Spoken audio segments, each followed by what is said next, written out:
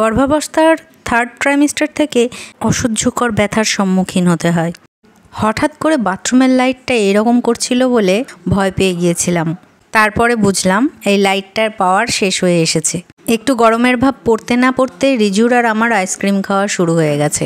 এই রাবড়ি কুলফির ফ্লেভারটা ভীষণ ভালো লাগে। আমাদের বাড়ির লেবু গাছে টুনটুনি পাখি বাসা করেছিল, আর সেই বাসাতেই একটা ছোট্ট ডিম দিয়েছে। আর এটা একমাত্র রিজুর চোখেই পড়েছে, তাই তাড়াতাড়ি করে মোবাইলটা নিয়ে ভিডিওটা তুলে রেখেছে। মা পাখি তখন বাসায় ছিল না বলেই সম্ভব হয়েছে।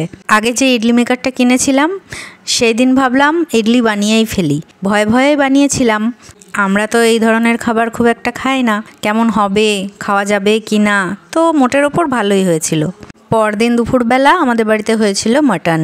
রিজু মটন খেতে ভীষণ ভালোবাসে, আর যেহেতু রিজুর ছোটো মাসি এসেছে, ও মটন খেতে খুব ভালোবাসে। আর যেহেতু মা এসেছে এই কারণে রান্নাটা মাই করেছিল।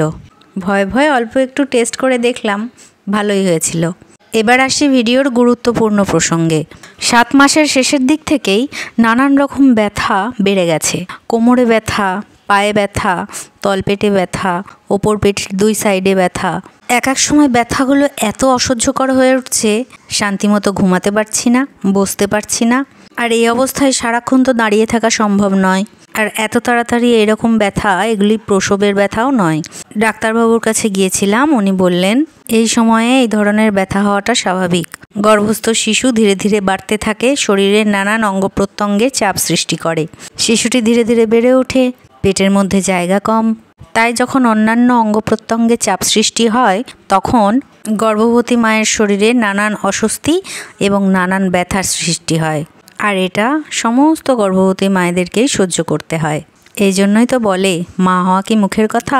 সৃষ্টিকর্তা মা হওয়ার জন্য এক নারীকে অনেক শক্তিশালী করে গড়ে তুলেছেন। তাই এত কষ্ট সহ্য করার পরেও সন্তানের মুখের দিকে তাকিয়ে একজন মা সমস্ত কষ্ট ভুলে যায়। ভগবানের কাছে সব সময় প্রার্থনা করি আমার সন্তান যেন ভালো থাকে, সুস্থ থাকে। আবার পরের ভিডিওতে দেখা হবে। ধন্যবাদ।